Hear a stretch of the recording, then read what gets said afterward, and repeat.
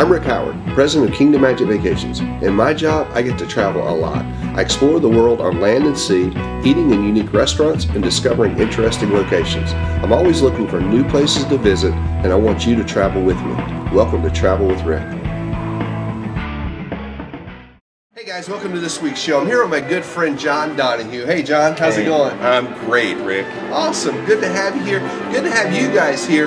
Listen, we're going to take a little while. We're going to tell you all about our trip to Disneyland Paris. We actually went last summer. You guys saw some video from there. We showed you some rides. We showed you that incredible fireworks, phantasmic, water cool thing they do in front of the castle, which was just off the hook. Disney right? Dreams. It was Disney incredible. Dreams, yeah. It was just one of the most amazing nighttime spectacular entertainment shows I've seen in any Disney park. Right? Oh yeah, it's really by far it's one of the best. Right. So where are we today? This is kind of a weird place to be talking about Disneyland Paris, right? Yeah, I feel kind of guilty actually. I'm not gonna lie. Yeah, but we're working. We're actually on a Royal Caribbean ship, somewhere in the middle of the Caribbean or the Atlantic or somewhere. Yesterday we were in Cozumel, Mexico. A couple days before that we were in Grand Cayman. And right now we're heading back to Tampa. Yep. Where we'll make port tomorrow. And since we're having a day at sea, we're actually here working at a conference, working on a cruise line. You guys know how hard we work when we travel.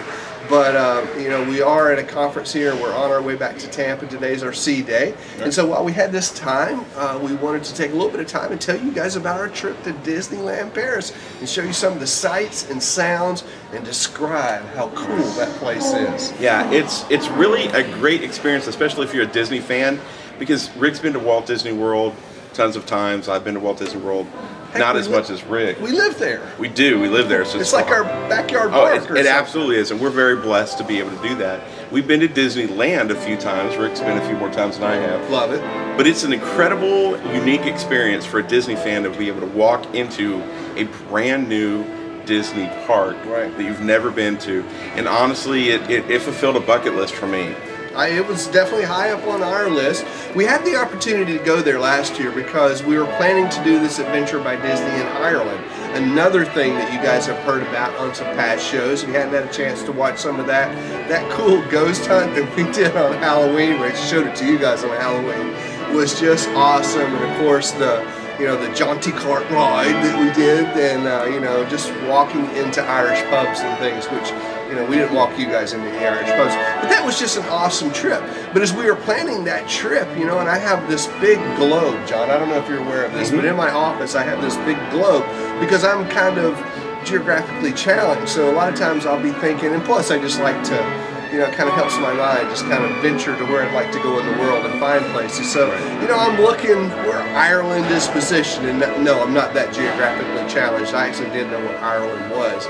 But, you know, just kind of looking at it and thinking about the trek from Florida to Ireland, in my twisted way of thinking, Paris was just kind of on the way, you know? Yeah, it was much easier to go to Paris from Ireland than is to go from the United States to Paris. Yeah, and that is actually one of the ways that it worked out. It was actually easier to fly into Paris from Orlando than it was to fly directly into Dublin, where we ended up going. So, you know, to think about the trip, that made a lot of sense to us at the time. And speaking of easy to fly into, Charles de Gaulle in Paris was a really easy airport to get into, and Disneyland was actually very easy to get to from the airport, right? Yeah, it was great. Once we landed and we got our luggage and went through customs and that whole process, which was very easy. Yes.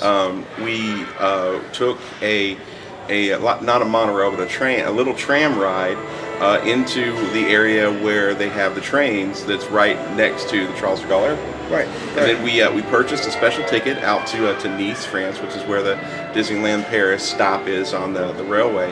And we rode a train 200 miles an hour out to Disneyland Paris, and we got on the train, we got comfortable, we sat back, we watched the French countryside go by, and about 15 minutes later, we were at Disneyland. Yeah, there wasn't even time for a beverage service. No, there wasn't. Not that there was anybody there to service a beverage. Yeah, not that there would have been or anything, but I'm just saying, like John said, we were probably sat down and moving all of about 10 or 15 minutes before they announced the very first stop which was the Disneyland Paris stop. Right. And, you know, it stops right there. You get off the train with your bag, and literally we walked over to, I think, the Newport Bay Club. And, of course, there is bus transportation there as well.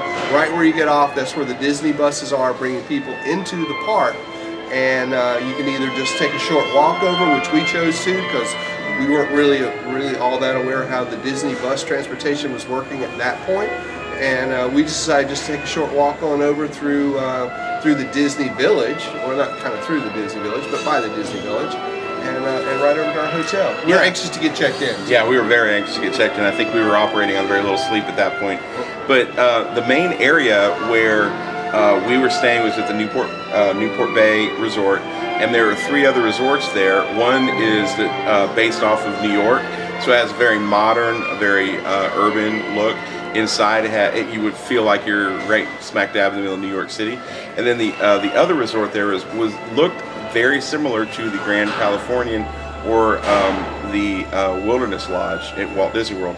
Very rustic, very wood tones, big fireplaces. But those 3 resorts are all located on the same lake, and each of those have walkways into the Disney Village.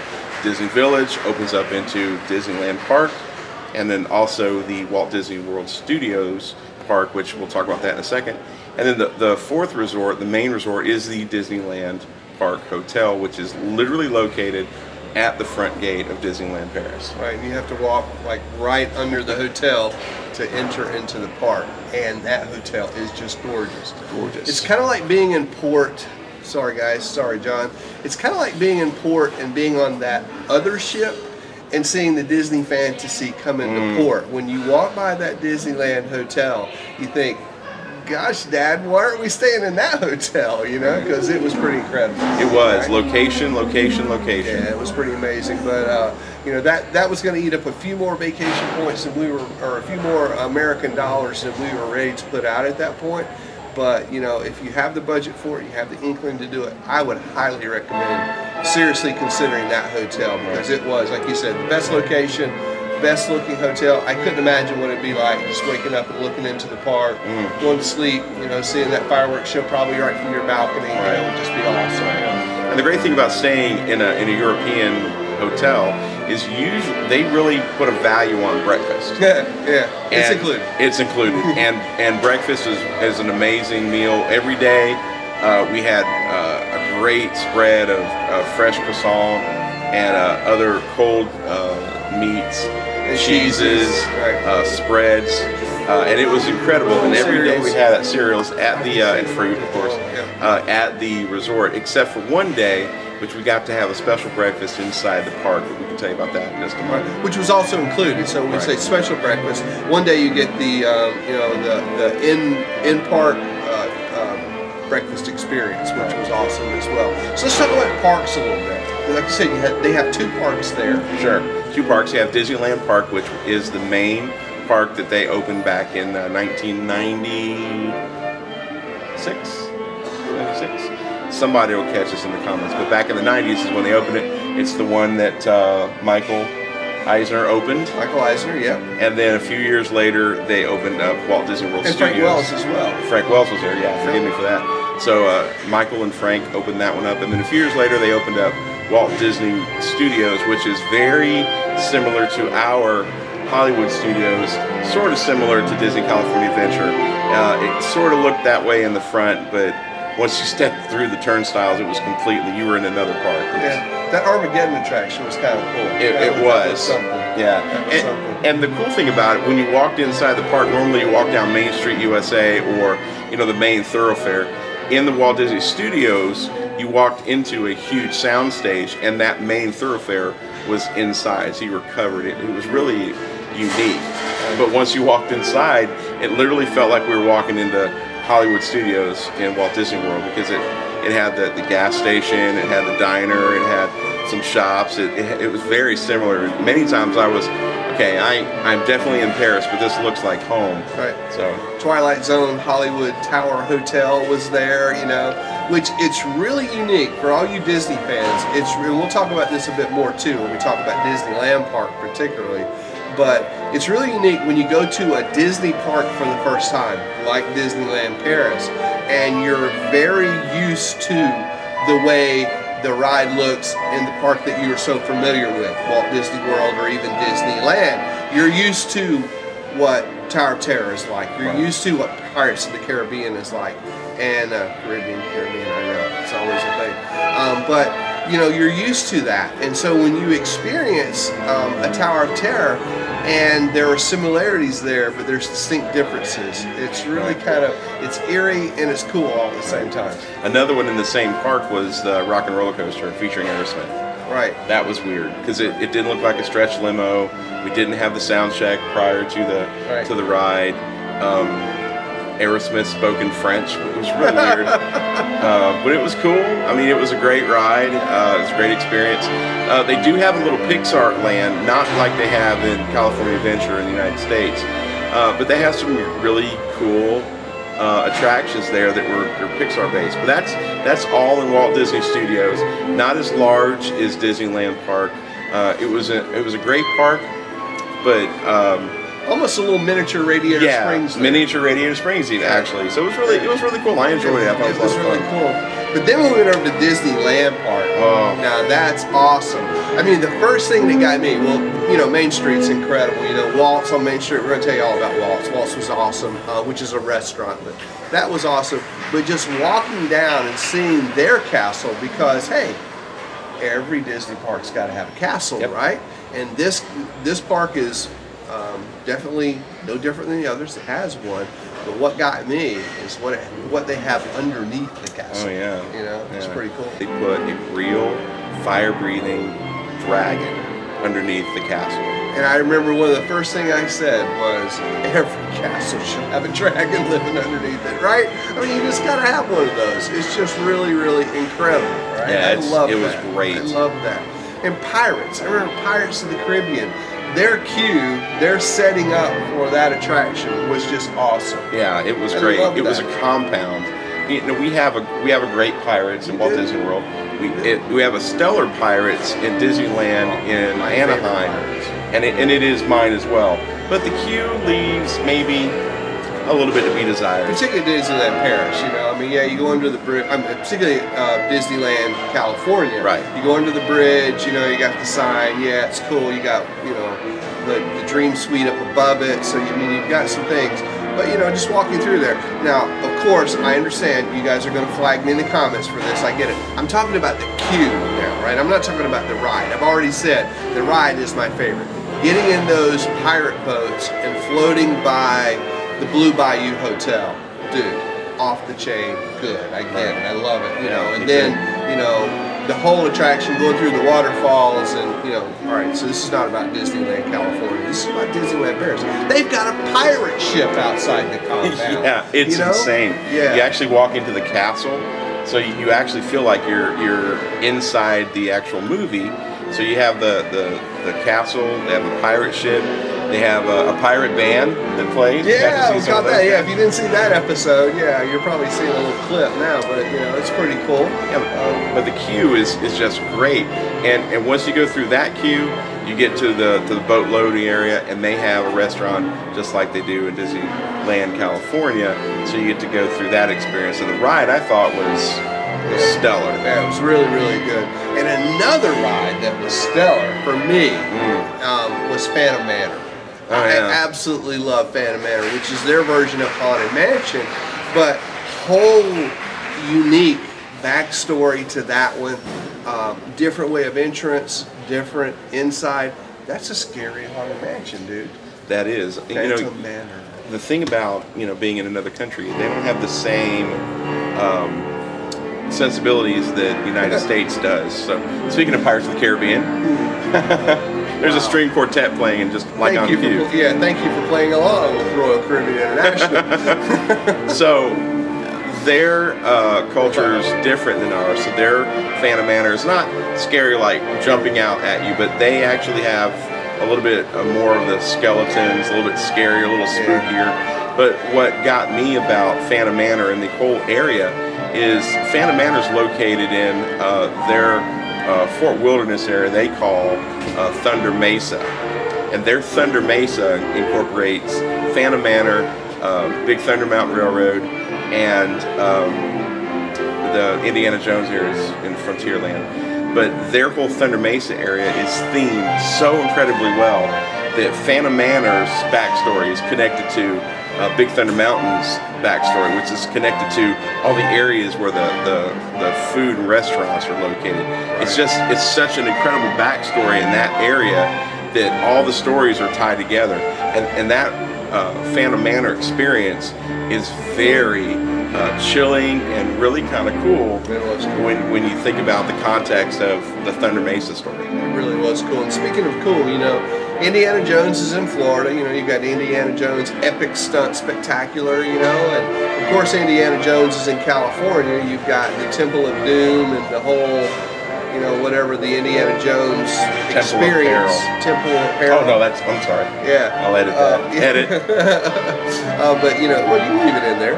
You've got the whole, you know, the Indiana Jones ride in California is just incredible. One of my favorite rides in any Disney park.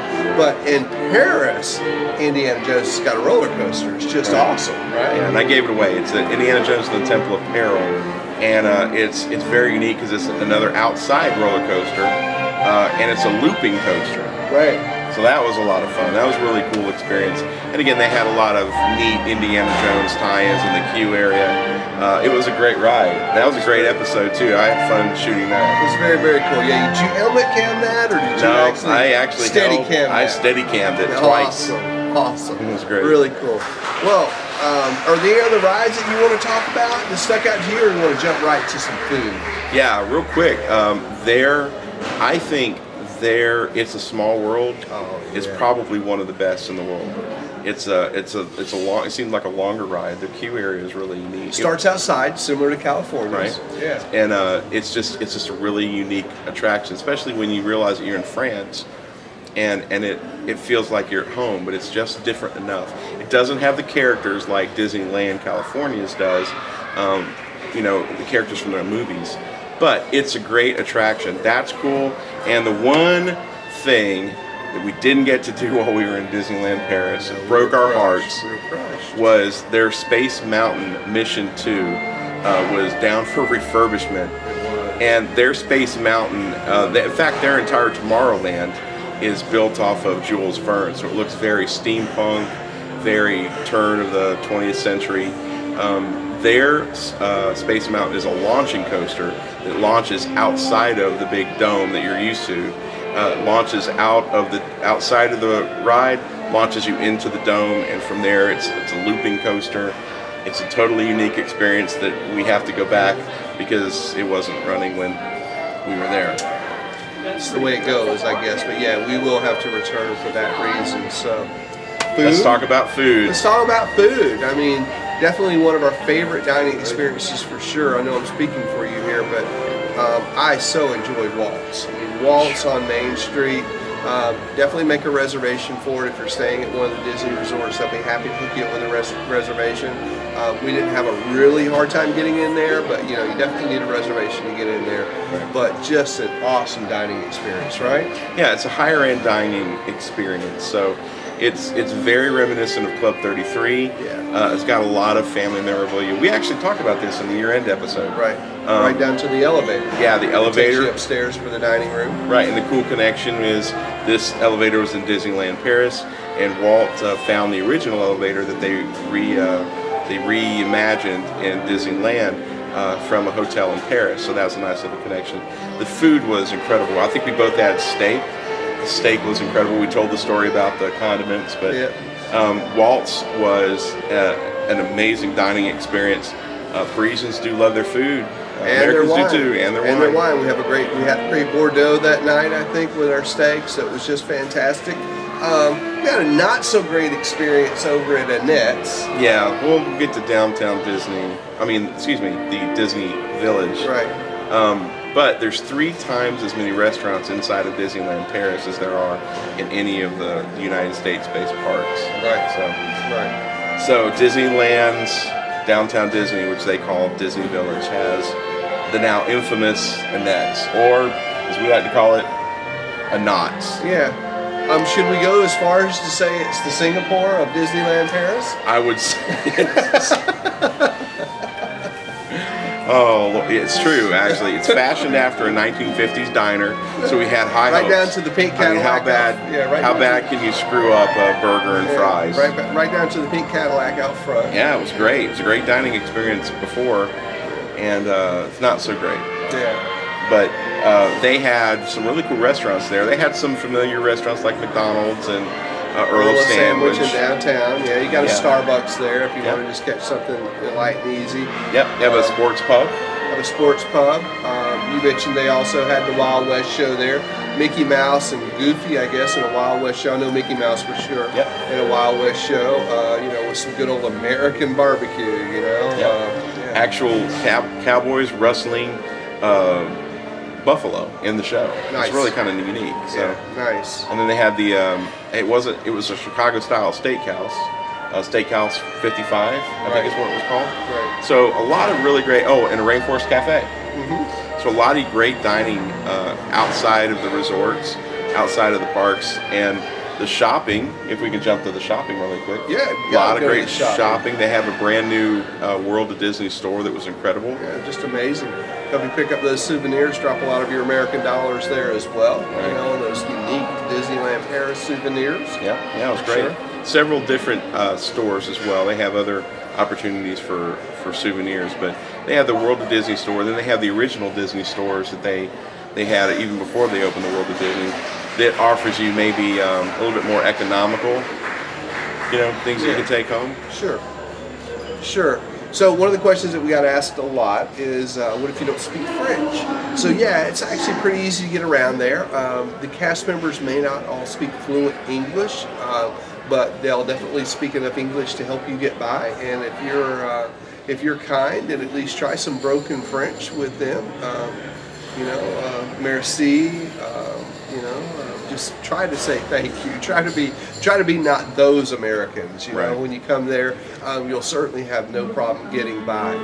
Certainly, all the signs are in English. You'll know what the rides are. You'll know what's going on there. You know, in some cases, the voices or the narration or the track that goes along with the attractions will be in English. In some cases, they'll be in French. I think the Nighttime Spectacular Disney Dreams.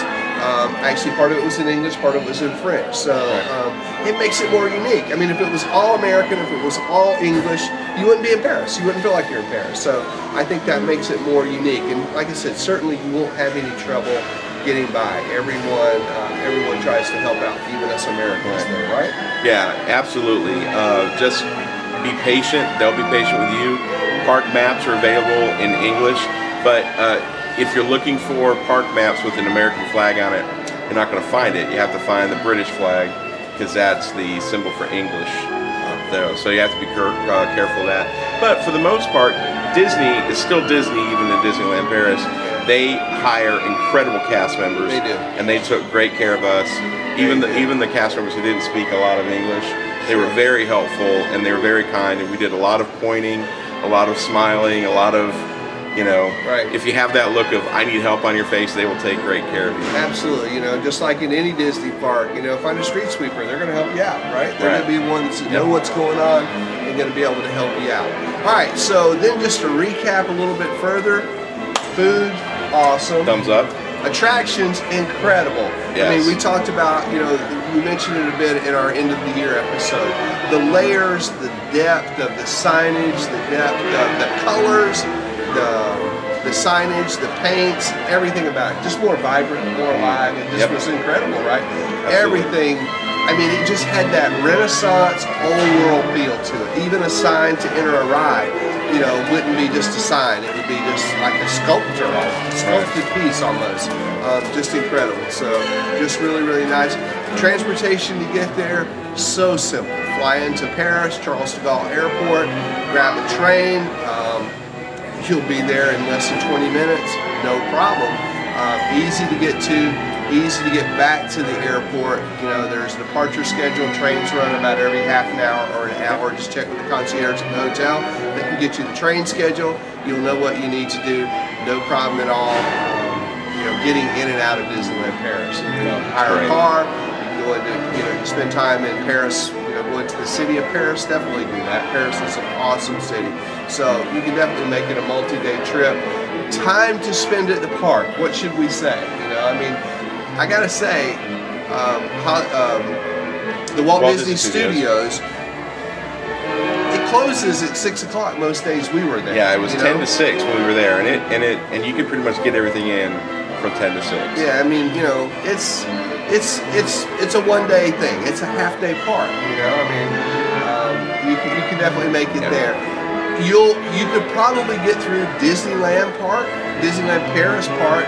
You could probably get through it in a day, but you're going to want to go back and ride some stuff over. You're going to want to take a little time, and just dwell in the parks, sit on some benches. Hey, Tony, hang out for a while, watch the people, listen to the narrations, see what's going on, stay late, of course, catch that awesome show, Disney Dreams, so I'm saying minimum 3, maybe 4 days there. Absolutely. Right? I could not agree more. And then, spend some time. I think we spent 3 days there, 3 partial days there before we moved on to Dublin for our adventure by Disney. Right. So, take some time there, spend some time going to Paris, and do the things that you've got to do there.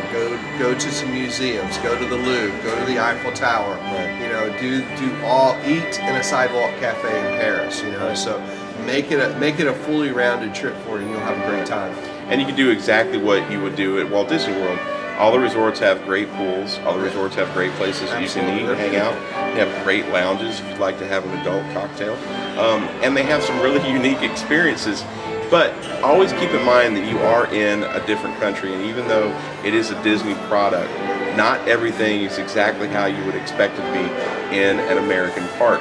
The culture, what Disney does great is they bring that Disney quality, that Disney level of service, that Disney magic. They bring it into a country, but they assimilate into the environment. So you're going to see kids running around in lounges. You're going to see some things that aren't exactly what you would expect. And if I can tell a funny story, we got back to the resort really late one night, and they were changing out some signage over the area where you check in. So the cast member was standing on the counter, and she was just flipping out the signs. And I looked at Rick and I said, "You wouldn't see that at Fort Wilderness or Wilderness Lodge or any Disney resort." And it's just little things like that. Just make it funny. Remind you in France. And you're in Europe, okay? So remember that. You will see people smoking in the parks. You will see things you will see people drinking in the parks. You'll see wine in the parks. So just remember, you are in Europe. You are in another culture different than the one you may be used to in America and the United States. So I can encourage you guys to go out to Disneyland Paris. You have to do it just once in your life, please. It's worth it. Get out there, travel, experience it, and let travel do what travel's supposed to do. It's supposed to change you, and you're supposed to see Disney. Even if you're Disney travelers like we are, Disney fans, huge Disney fans. Experience it from another cultural standpoint. I can't wait to go to Tokyo. That's the next one on my bucket list. Can I go with you? Absolutely. You guys can go too. And we're going to check out Tokyo. I want to go to Hong Kong. We've got Shanghai coming in 2015. It's going to be incredible. So lots of things going on. Wow, 2015. That's next year. Next year, Shanghai's going to be up. That's awesome. amazing. That's going to be awesome. So yeah, definitely for a unique experience. Put that one on your bucket list. Disneyland Paris definitely was something for me to check off, to say I'm so glad that I got to do it, so glad I got to see it and experience it. So glad we got to experience it together, buddy. Thank you. And Thank you for taking me. You're welcome. And I'm glad we got to spend some time with you guys, and we're able to take you along and show you some of the things that we experienced, and go back and check out a few of those attractions that we mentioned. We kind of did a ride through Phantom Manor for you. I know it was dark, it's hard to see, but we've got some great videos up from that trip. But we want to take a little bit of time and just go through and give you an overview of the whole entire trip. Tell you what we thought, tell you what you can expect when you guys get to go there. We highly recommend that. Right? How would someone go about getting to Disneyland Paris, right? Well, I think that a good opportunity to do that might be found right below this video. Is to start with clicking and going over to Kingdom Magic Vacations, our sponsor here, right? Absolutely. KingdomMagic.com. Yeah, just remember that, and I'm sure there's a link below. There's a toll-free number that you can call. It's 866-972-6244. They'll be glad to help, and you'll be glad they did. Absolutely. How was that? All right. So guys, thanks a lot for watching along. It is so great having you guys come and hear about our adventures and for us to get to share them with you. We appreciate it so much. Hope to see you right back here next week for another episode of Travel with Rick. So long, John. So long, Rick. So long, everybody. See you next week. At Kingdom Magic Vacations, we believe that life should be measured out in memories. For over 17 years, Kingdom Magic Vacations has specialized in making vacation dreams come true for families visiting Disneyland, Walt Disney World, Disney Cruise Line, and Adventures by Disney. Kingdom Magic Vacations has been honored as an authorized Disney vacation planner, and that means we are recognized by Disney as a leader in planning magical vacations to Disney destinations. Our knowledge and experience allows our travel professionals to custom tailor your Disney vacation and make them truly magical. We know that each moment you spend on vacation creates a memory that lasts a lifetime. You can start planning your magical Disney vacation by visiting KingdomMagic.com today. Thanks a lot for watching this week's show. Check out this awesome resort behind me. This is Disney's Wilderness Lodge here at the Walt Disney World Resort in Orlando, Florida. One of my favorite places to stay in all the world. It's just incredible. Hey, if you're watching this on travelwithrick.com, be sure you go up there and drop your email address in our subscribe box. That way you'll get every time we put something new here on Travel with Rick, you'll get an email in your inbox letting you know all about it. That way you don't miss a thing. If you want to find out more about what we're doing, check out our Facebook page, facebook.com/travelwithrick. There you can interact with other Travel with Rick friends, find out where we're going, what we're doing, and check out our question of the week also. Listen, if you're on iTunes or on YouTube, check us out in both of those places. I like to watch Travel with Rick on iTunes on my Apple TV. It looks awesome over there. And on YouTube, make sure you subscribe, rate us, do all those things that you do in both of those places. We'd really appreciate it. Hey, that's going to wrap up this week's show. Thanks a lot for watching. We look forward to seeing you right back here next week for another episode of Travel with Rick. So long, everybody.